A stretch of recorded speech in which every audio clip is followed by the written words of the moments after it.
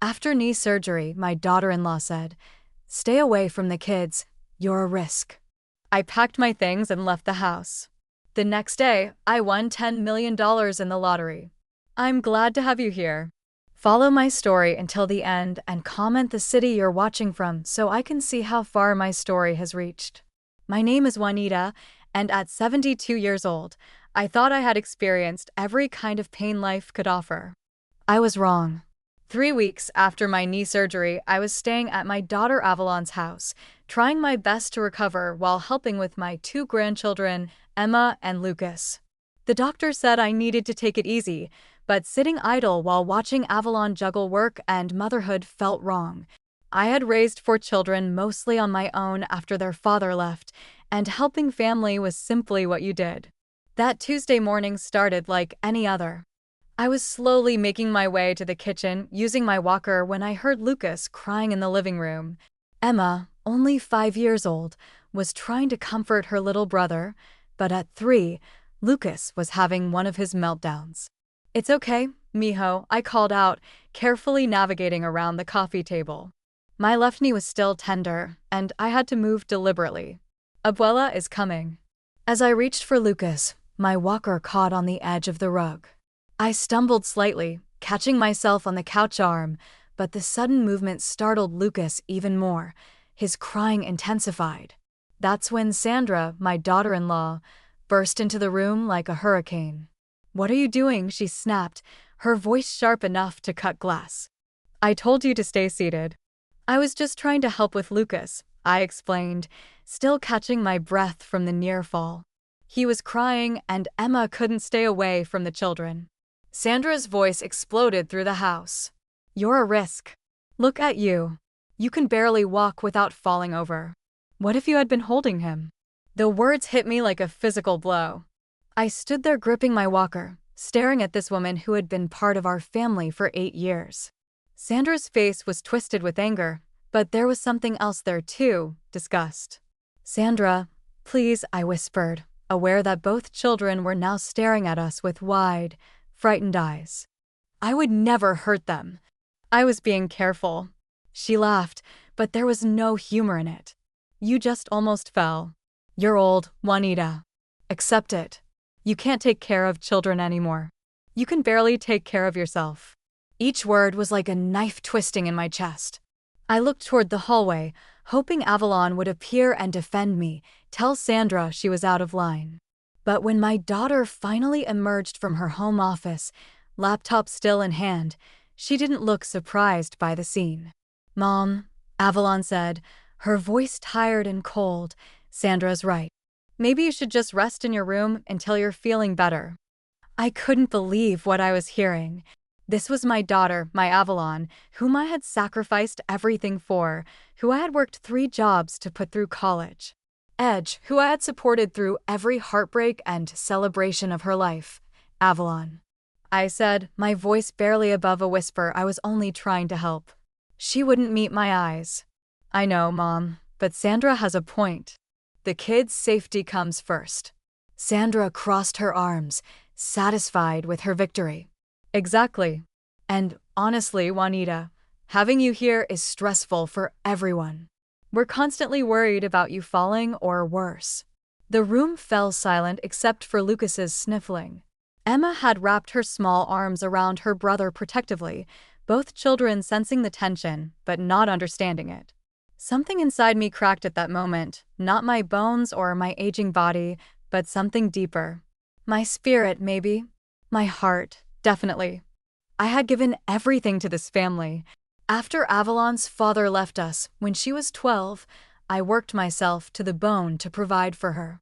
I cleaned offices at night, waitressed during the day, and sold my jewelry to pay for her college textbooks. When she got married, I was so proud. When she had children, I thought I would finally get to be the grandmother I had always dreamed of being. Instead, I was being treated like a burden, a dangerous burden. "I understand," I said quietly, my voice steady despite the storm raging inside me. "I'll pack my things." Neither Avalon nor Sandra protested. They just watched as I slowly made my way to the guest room, my walker clicking against the hardwood floor with each painful step. It took me an hour to pack everything I had brought: my medications, my comfortable clothes, the small photo album I kept by my bedside. As I folded each item, I felt pieces of my heart breaking off and falling away. When I emerged with my suitcase, Avalon was waiting by the front door. For a moment, I thought she might apologize, might say this was all a misunderstanding. "I'll call you later, Mom," she said instead, not offering to help with my bag or even asking how I would get home. I called a taxi and waited on the front porch, feeling like a stranger who had overstayed her welcome. Through the window, I could see Sandra organizing toys while Avalon worked on her laptop, normal life resuming without me. As the taxi pulled away, I caught a glimpse of Emma's face pressed against the living room window. She raised her small hand in a wave, and I had to turn away before she could see me crying. The ride to my small apartment felt endless. With each mile, the reality sank in deeper. I was alone again, just like I had been for so many years. But this time felt different. This time, I wasn't just alone, I was unwanted. That night, lying in my own bed for the first time in weeks, I stared at the ceiling and wondered where everything had gone so wrong. When had I become someone to be feared instead of loved? When had helping become hurting? I closed my eyes and tried to push away Sandra's words, but they echoed in my mind. "You're old, Juanita. Accept it." Maybe she was right. Maybe it was time to accept that my usefulness had expired. The next morning, I woke up in my own bed, feeling like I had aged another decade overnight. Every joint ached not just from the surgery, but from the weight of yesterday's humiliation. My small apartment, which had felt cozy before, now seemed to echo with loneliness. I made myself coffee with shaking hands, the silence pressing against my ears. For 3 weeks, I had been surrounded by the chaos of family life: children laughing, cartoons playing, Sandra's constant chatter about her yoga classes and book club meetings. Now, the quiet was deafening. My reflection in the bathroom mirror showed an old woman I barely recognized. When had my cheeks become so hollow? When had my eyes lost their spark? Sandra's words came back to me. "You're old, Juanita. Accept it." Maybe I was fooling myself thinking I still had something to offer. I spent the morning organizing my medications and trying to distract myself with household tasks, but everything reminded me of what I had lost. The sweater I had been knitting for Lucas sat unfinished on my kitchen table, and the children's book I had bought for Emma remained wrapped in cheerful paper. Around noon, I decided to venture out for groceries. The walk to the corner store was more difficult than I remembered. My knee protested with each step, and I found myself pausing frequently to catch my breath. An elderly man offered me his arm as I struggled with the store's heavy door, and I realized with a start that this was my reality now. I was the old lady others helped out of pity. At the checkout counter, Mrs. Rodriguez from 3B was buying her usual lottery tickets. She had been playing the same numbers for 15 years, convinced that persistence would eventually pay off. "How are you feeling, dear?" she asked, noticing my walker. "I heard you had surgery." "Getting better," I lied, not wanting to burden her with the truth about yesterday. She studied my face with the keen perception of someone who had lived through her own share of disappointments. "You know what you need? A little excitement in your life." She turned to the cashier. "Give her 5 scratch-offs and a Mega Millions ticket." "Oh no, I don't," I started to protest. "My treat," she insisted, pressing the tickets into my hand. Sometimes the universe has a plan we can't see yet. Back in my apartment, I set the lottery tickets on my kitchen counter and forgot about them. The rest of the day crawled by. I tried watching television, but every commercial seemed to feature happy families with loving grandparents. I attempted to read, but my mind kept drifting to Emma and Lucas. Were they wondering where I had gone? Did they miss me at all? Evening came, and my phone remained silent. Not a single call from Avalon checking if I had made it home safely, not even a text message. The silence felt like another slap across my face. I went to bed early, but sleep wouldn't come. Every time I closed my eyes, I saw Sandra's disgusted expression and heard Avalon's cold voice agreeing that I was too dangerous to be around her children. The next morning brought no relief. I woke with the same heaviness in my chest, the same sense that my purpose in life had been stripped away. I made breakfast without appetite and sat at my small table, staring out the window at the world continuing without me. That's when I remembered the lottery tickets. I found them where I had left them, crumpled slightly from being pressed against Mrs. Rodriguez's grocery bag. The scratch-offs yielded nothing. $1 here, $2 there, barely worth the cost of the tickets. I was about to throw them away when I remembered the Mega Millions ticket. I had to search online for the winning numbers, my fingers moving slowly across my old tablet screen.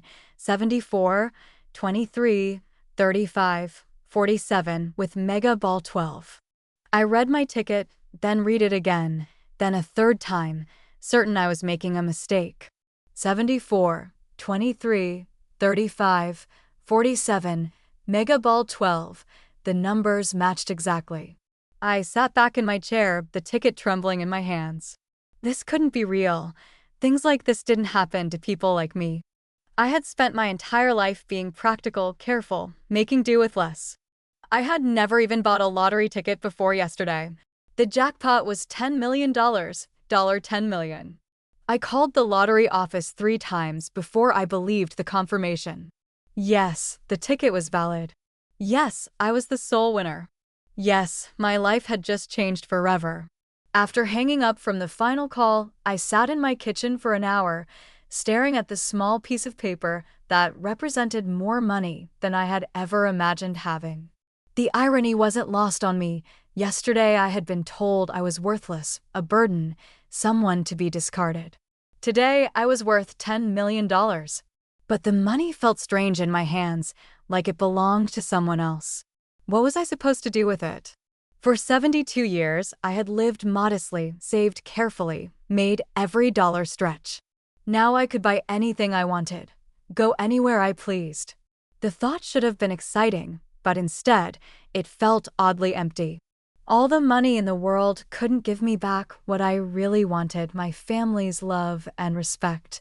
As I sat there holding my winning ticket, I realized something that chilled me to the bone. Soon, very soon, they would find out about this money, and when they did, I would discover who my family really was. I carefully folded the ticket and placed it in my jewelry box next to my late mother's wedding ring. For now, this would be my secret.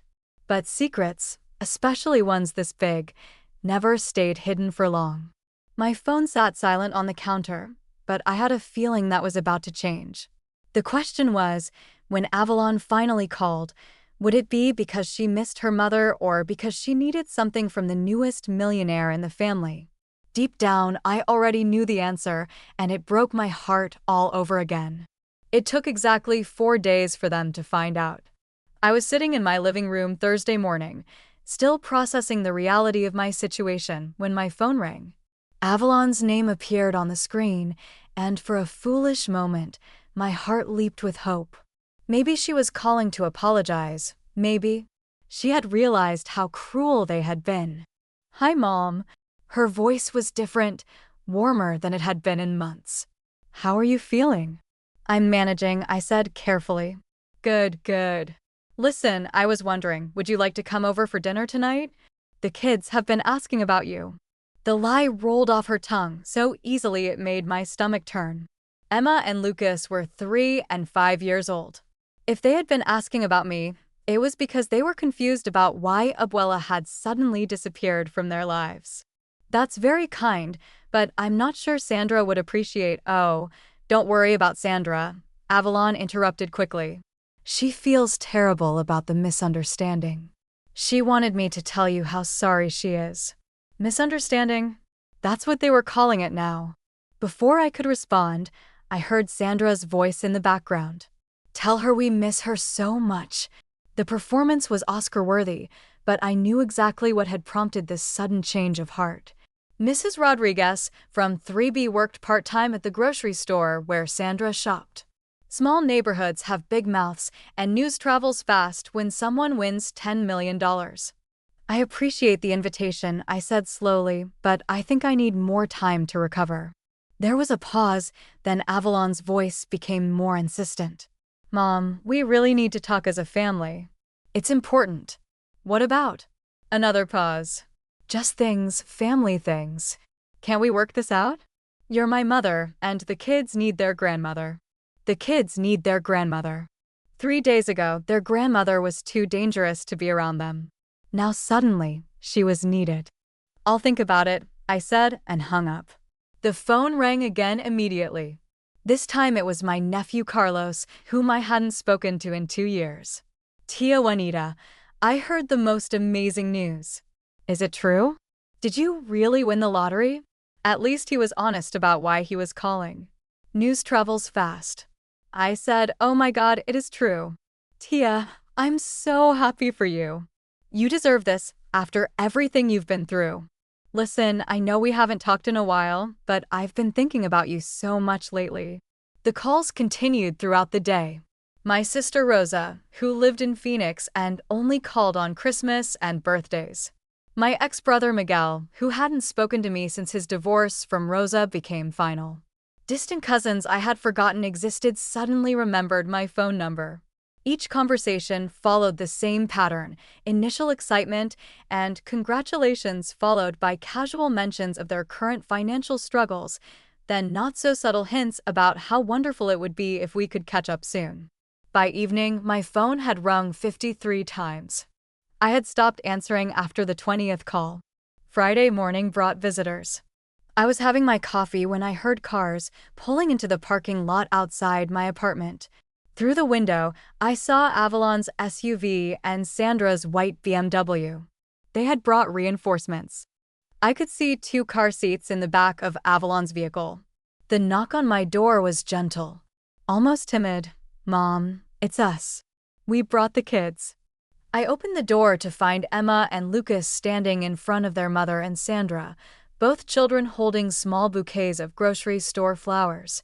Emma's gap-toothed smile was genuine, but the adults behind her wore expressions of carefully practiced contrition. Abuela. Emma launched herself at my legs, nearly knocking me off balance. We missed you so much. Lucas, more reserved, offered me his flowers with a shy smile. For you, Abuela. My heart melted. Despite everything, these children weren't part of their parents' manipulation. They were innocent victims of it. Thank you, Miss Amore, I said, accepting their gifts. They're beautiful. Sandra stepped forward, and I had to admire her acting skills. Her eyes were actually glistening with unshed tears. Juanita, I owe you such an enormous apology. I was stressed about the kids, about Lucas's tantrum, and I completely overreacted. I said horrible things that I didn't mean. We all make mistakes when we're overwhelmed, I replied neutrally. Avalon moved closer. Mom, we were hoping we could come in and talk, really talk. We miss having you around. I let them in, watching as Sandra made a show of admiring my small apartment. This is so cozy, Juanita, so charming and homey, the same apartment she had once described as cramped and depressing when Avalon had suggested I might be happier living there instead of their guest room. We sat in my living room, the children immediately gravitating toward the toy box I kept for their visits. Avalon and Sandra positioned themselves on my couch like a united front. The house feels empty without you, Avalon began. We realized how much you contribute to our family. The kids have been asking for you every day, Sandra added. Lucas keeps looking for you at breakfast time. I listened to their rehearsed speeches, watching their body language. Avalon kept glancing at Sandra for confirmation that she was saying the right things. Sandra's smile never quite reached her eyes, and she couldn't seem to stop looking around my apartment as if calculating its value. We want you to come home, Avalon said finally. We want you to move back in with us permanently this time. The guest room is yours for as long as you want it, Sandra added quickly. We could even look into making some modifications to make it more comfortable for you. Home? They wanted me to come home 3 days after throwing me out like garbage. They wanted me back. The timing was remarkably coincidental. That's very generous, I said, but I'm not sure I'm ready for that level of activity. My recovery is going slowly. Sandra leaned forward earnestly. Oh, but we could help with that. We could hire a private nurse, get you the best physical therapy money can buy, whatever you need. Whatever I need. Suddenly, money was no object for Sandra, who had complained just last month about the cost of Emma's dance classes.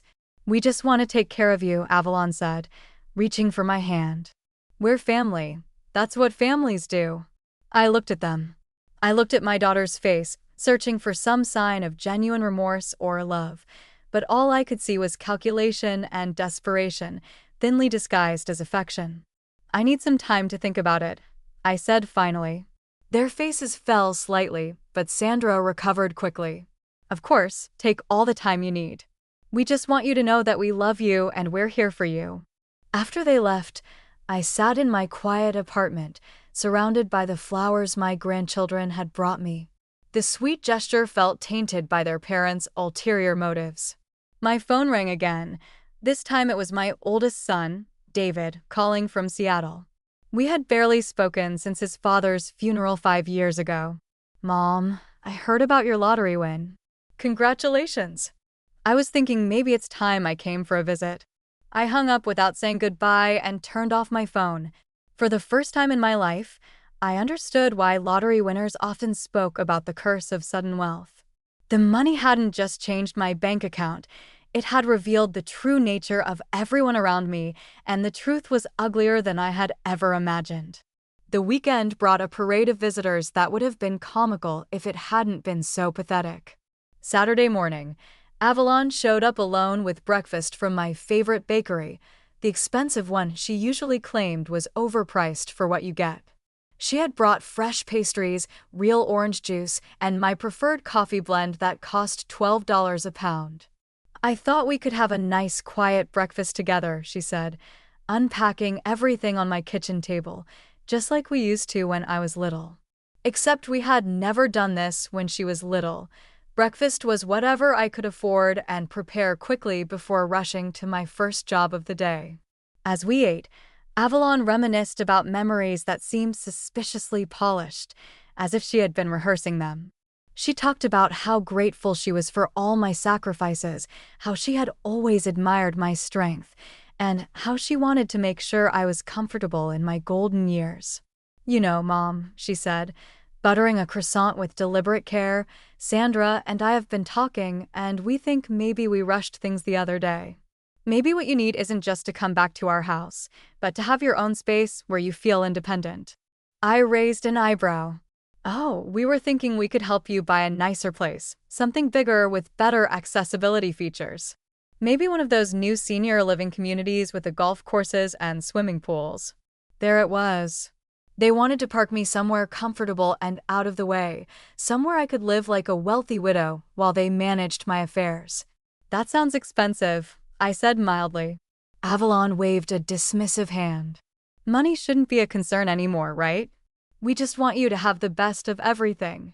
After she left, I sat at my table, looking at the empty bakery bags and fancy coffee cups. The breakfast had probably cost more than I used to spend on groceries. A week, but it felt hollow, purchased rather than prepared with love. Sunday brought Sandra and the children again, this time with a photographer friend who happened to be in the neighborhood. We thought it would be nice to get some updated family photos, Sandra explained as her friend set up professional lighting in my small living room for Christmas cards. You know, the photo session was surreal. Sandra posed us like we were a loving, close-knit family, with me prominently featured in the center of every shot. The same woman who had screamed at me to stay away from her children was now arranging those same children on my lap for pictures. These will be beautiful, the photographer gushed. You can see how much love there is in this family. Love? If that's what this was, I wondered what hate looked like.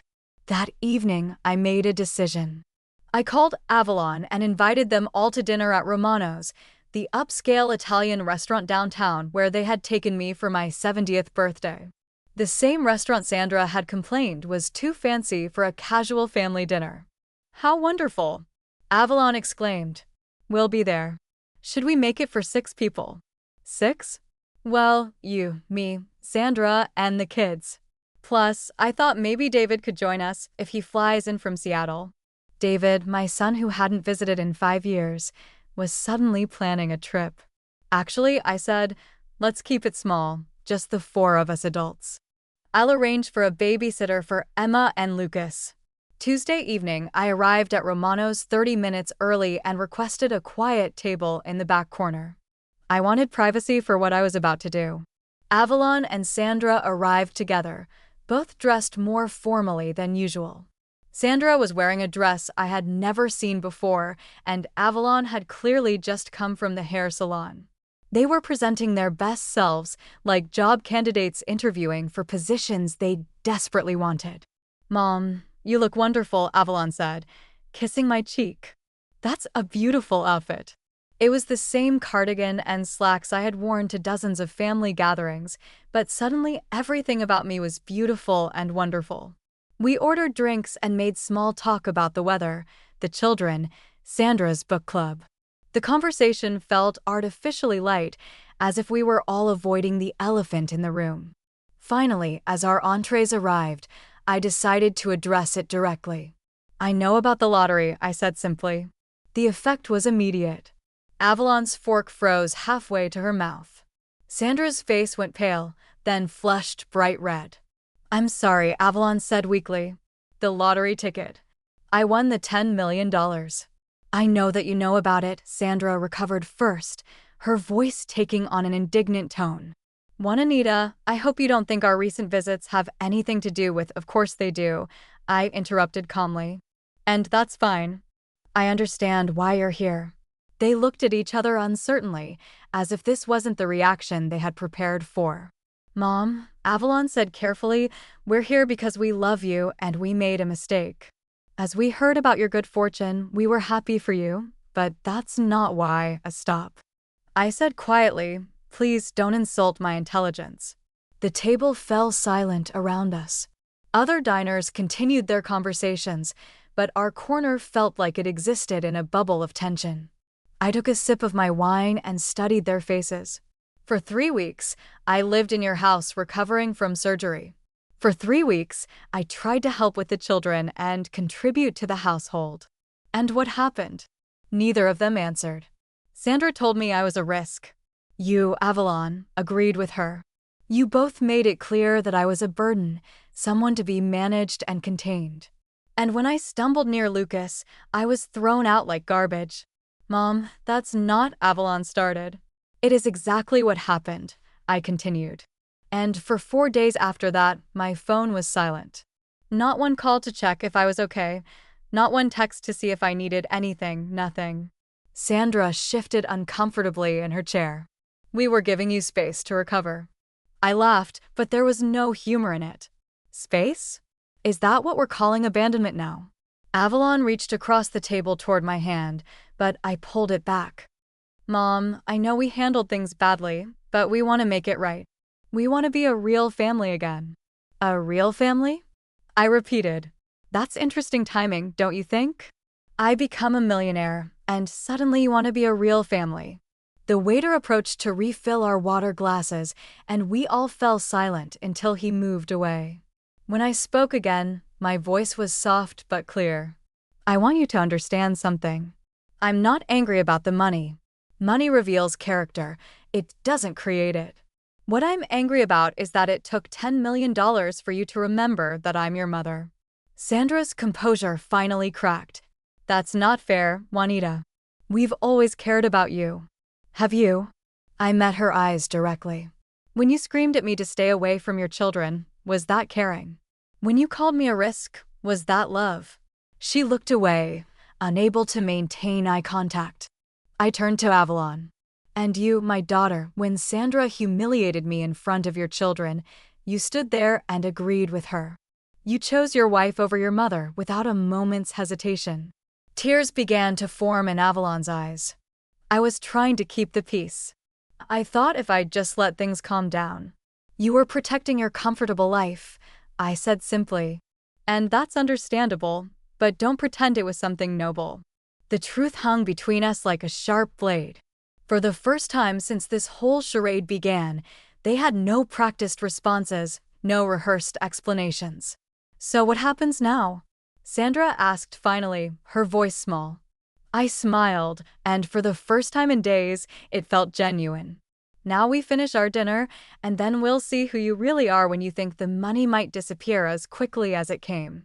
The rest of the meal passed in uncomfortable silence, but I felt lighter than I had in weeks. The truth was finally out in the open, and tomorrow the real test would begin. The week following our dinner at Romano's was when I truly understood the power of money, not to buy things, but to reveal the depths of human desperation. Wednesday morning, I received a formal letter from Sandra, not a text message or phone call, but actual stationery with her embossed initials at the top. She had written what amounted to a business proposal disguised as a heartfelt apology. "Dearest Juanita," it began. "I have spent sleepless nights reflecting on my inexcusable behavior. I realize now that I was projecting my own fears and anxieties onto you, and I deeply regret the pain I caused." 3 pages of perfectly crafted remorse followed, ending with a suggestion that perhaps I might consider investing in their family's future by helping them purchase a larger home where I could have my own wing, complete with a private entrance and caregiver suite. I folded the letter carefully and placed it in a growing file I had started, labeled Evidence. Thursday brought a visit from David, who had indeed flown in from Seattle. My eldest son stood on my doorstep with his wife, Jennifer, both looking nervous and rehearsed. "Mom, you look incredible," David said, embracing me with an enthusiasm I hadn't felt from him since his teenage years. "Seattle has been so cold and dreary. This Texas warmth is exactly what we needed." They had brought gifts, expensive wine, gourmet chocolates, a cashmere scarf that probably cost more than my monthly grocery budget. We sat in my living room, making awkward conversation while I waited for the real reason for their visit. It didn't take long. "Mom," David said, settling back in his chair with practiced casualness, "Jennifer and I have been talking about the future, about making sure you're properly taken care of as you get older. We know how independent you are," Jennifer added quickly, "but we also know how expensive healthcare can become. We've been researching some really wonderful assisted living facilities in Seattle, top-tier places with amazing amenities near us," David emphasized, "so we could visit every day and make sure you have everything you need." I nodded thoughtfully. "That sounds like quite an investment." "Oh, don't worry about the cost," Jennifer waved dismissively. "We've looked into the financing options. With your recent good fortune, it would be very manageable." There it was. They wanted to move me across the country, warehouse me in an expensive facility, and manage my finances while keeping me conveniently close for regular guilt visits. "I appreciate your concern," I said, "but I'm quite happy here." David's face tightened slightly. "Mom, be realistic. You're 72 years old. You just had surgery. What happens when you need more help than you can manage alone?" "Your father asked me the same question 30 years ago," I replied quietly, right before he walked out on us, because taking care of a family was too much responsibility. The comparison hit its mark. David flinched, and Jennifer looked uncomfortable. After they left, promising to check in tomorrow, I sat in my apartment. I made a decision it was time to stop being passive and start taking control of the situation. Friday morning, I called my lawyer, Margaret Santos, whom I had used for my will and a few other simple legal matters over the years. "Juanita, congratulations on your lottery win," she said warmly. "I imagine you're feeling a bit overwhelmed by all the attention." "That's exactly why I'm calling," I said. "I need your help with something." An hour later, I was in Margaret's office outlining my plan. She listened without judgment, occasionally asking clarifying questions, her expression growing more intrigued as I spoke. "Are you certain about this approach?" she asked when I finished. "It's unconventional." "I'm 72 years old, Margaret. I don't have time for conventional." She smiled. "Very well, let me make some calls." That evening, I invited the entire family to Sunday dinner at my apartment. Avalon, Sandra, David, Jennifer, and even my sister Rosa, who had driven down from Phoenix to celebrate my good fortune. How wonderful! Avalon exclaimed when I called. Just like old times. Except old times had never included catered food from the city's most expensive restaurant, which is what I ordered for Sunday's gathering. If they wanted to treat me like a wealthy matriarch, I would play the part. Sunday arrived, gray and drizzling, matching my mood perfectly. My small apartment filled quickly with the scent of expensive food and the sound of forced cheerfulness. Everyone arrived bearing gifts and wearing their best clothes, as if this were a job interview rather than a family gathering. I watched them interact throughout the meal, noting how they had formed subtle alliances. David and Sandra bonded over their shared concern for my future security. Rosa and Jennifer compared notes on the best investment strategies for people our age. Avalon flitted between conversations, trying to maintain peace while positioning herself as my primary advocate. As we cleared the dinner dishes, I stood and tapped my wine glass with a fork. I wanted to thank you all for coming, I began. It means so much to have family around during this transition period. Nods and smiles all around. I've been giving a lot of thought to everyone's suggestions about my future, and I've made some decisions. The room went quiet. Every face turned toward me with eager anticipation. First, I want to address the elephant in the room. Yes, I won $10 million, and yes, I know that's why most of you are here. A few people started to protest, but I held up my hand. Please let me finish. I'm not angry about it. I understand that money changes relationships, sometimes in ugly ways. What I want to know is who you really are underneath all these sudden displays of affection. David frowned. Mom, what are you saying? I reached into my purse and pulled out a stack of envelopes, each one labeled with a family member's name. I'm saying that I'm giving each of you exactly what you've asked for. I handed David his envelope first. David, you wanted me to move to an expensive assisted living facility in Seattle. Inside that envelope is a check for $50,000, enough to cover the deposit and first year's fees for the facility you recommended. His eyes widened as he opened it. The check was real. Sandra, I continued, handing her an envelope. You wrote me a beautiful letter about investing in the family's future. That's a check for $75,000 toward your dream house, with a separate wing for me. Sandra's hands trembled as she examined her check. I handed Rosa her envelope. Rosa, you mentioned how wonderful it would be if we could travel together like we always talked about. That's enough for both of us to take that European cruise you described. One by one, I distributed the envelopes. Jennifer received money for the financial planning services she had offered to coordinate. Even Avalon received a check, ostensibly for family expenses and the children's future education. The room was silent except for the sound of paper rustling as they examined their windfalls. There's just one condition, I said finally. They all looked up, suddenly wary. You have to choose. You can keep the money and leave me alone, or you can return it and prove that you want a relationship with me, not my bank account. The silence stretched on. I could see the internal calculations happening behind their eyes, the mental math of weighing greed against guilt. You have until tomorrow evening to decide, I continued. Bring the checks back if you choose family over money. Keep them if money matters more. As they filed out of my apartment, checks clutched in their hands, no one met my eyes, no one said goodbye. I knew I would have my answer soon enough, and I suspected it wouldn't surprise me at all. Monday evening came and went without a single return check. Tuesday brought only silence.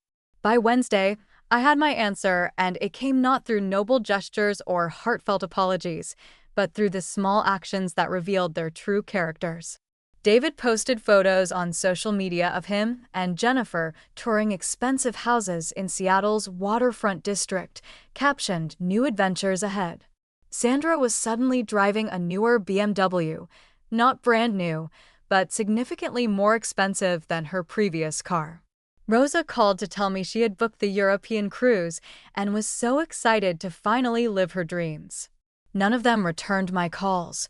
The only person who appeared at my door was Avalon, and she came Thursday evening looking haggard and conflicted. Unlike the others, she hadn't spent her money yet. The check still sat unopened in her purse. "Mom, can we talk?" she asked, her voice barely above a whisper. I let her in, noting how she seemed smaller, somehow diminished by the weight of her choice. "I haven't cashed it," she said, immediately pulling out the envelope. "I keep starting to then stopping. I keep thinking about what you said." We sat across from each other in my living room, the unopened check between us like a test neither of us wanted to take. Sandra cashed hers. Avalon continued. "He said, you were being manipulative, using money to control us. David called you bitter and vindictive. What do you think?" Avalon was quiet for a long time, staring at the envelope. "I think you're tired of being taken for granted. I think you wanted to see who we really are when there's something at stake." It was the most honest thing anyone in my family had said to me in years. "Avalon," I said gently, "what happened that day when Sandra screamed at me?" She flinched. "You know what happened." "No, I mean what really happened, not the version you've been telling yourself to feel better about it." Tears began to form in her eyes. "You were trying to help Lucas, and you stumbled. Sandra completely overreacted, and instead of defending you, I took the easy way out. I chose to preserve peace in my marriage instead of protecting my mother." The admission hung between us, raw and painful. "And why did you make that choice?" Because she struggled with the words. Because it was easier to lose you than to fight with Sandra. Because you've always been strong, and I thought you could handle it. Because I'm a coward. I reached across and took her hand. "You're not a coward, Mija. You're human. We all make choices that protect what feels most fragile in our lives." "But I chose wrong," she whispered, "and now I don't know how to choose right." I looked at my daughter, really looked at her, and saw not the successful adult who had disappointed me, but the scared 12-year-old girl who had watched her father walk away and learned that the people you love most can abandon you without warning. "Avalon," I said softly, "keep the check." Her eyes widened. "What?" "Keep it, but not because I'm buying your love or because money matters more than family. Keep it because you're my daughter, and I want you to have security. I want you to know that no matter what happens with Sandra, no matter what choices you make, you'll be okay."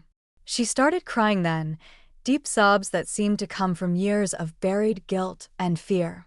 "I don't deserve it," she choked out. "I treated you horribly. You treated me like someone who would always be there, no matter how badly you behaved," I corrected. "And you were right. I will always be here for you, but from now on, it's going to be on different terms." Over the next hour, we talked more honestly than we had in decades. Avalon admitted that Sandra had been jealous of our relationship from the beginning, constantly finding ways to create distance between us. She confessed that she had been afraid to stand up to her wife because their marriage felt so fragile after Sandra's previous infidelity. "I thought if I just kept everyone happy, everything would work out," she said. "But instead, I lost the most important person in my life." "You didn't lose me," I assured her. "But you can't have both versions of me anymore, the convenient grandmother who appears when needed and disappears when inconvenient. If you want a relationship with me, it has to be real." She nodded, wiping her eyes. "What does that look like?" "It looks like boundaries," I said firmly. "It looks like respect. It looks like you standing up for me when Sandra or anyone else treats me poorly. And it looks like honesty even when it's uncomfortable. If I can't do that, then you'll have a very expensive check to remember me by." The next morning, I began the process of creating my new life. I called Margaret Santos and had her draft legal documents establishing clear boundaries around my finances and living arrangements. No one would be managing my money or making decisions about my care without my explicit consent. I purchased a small house in a retirement community 40 minutes outside the city. Close enough to maintain relationships with those who proved worthy, far enough to discourage casual manipulation. It had a garden where I could grow vegetables, a screened porch where I could read in peace, and guest rooms for visitors who came for the right reasons. Most importantly, it was mine, completely, legally, irrevocably mine. 6 months later, my new life had settled into a rhythm that surprised me with its richness. Avalon visited every other weekend, sometimes with the children, sometimes alone. Our relationship was different now, more careful, but also more genuine. Sandra had initially resented the new boundaries, but she had learned to respect them when it became clear that disrespecting them meant losing access to the financial security I had provided her family. The children adapted quickly to our new dynamic. Emma, now 6, loved helping me in the garden, and Lucas had discovered a passion for the puzzle games I kept at the house. They called my home ABA's castle, and to them, it was simply another place where they were loved and welcomed.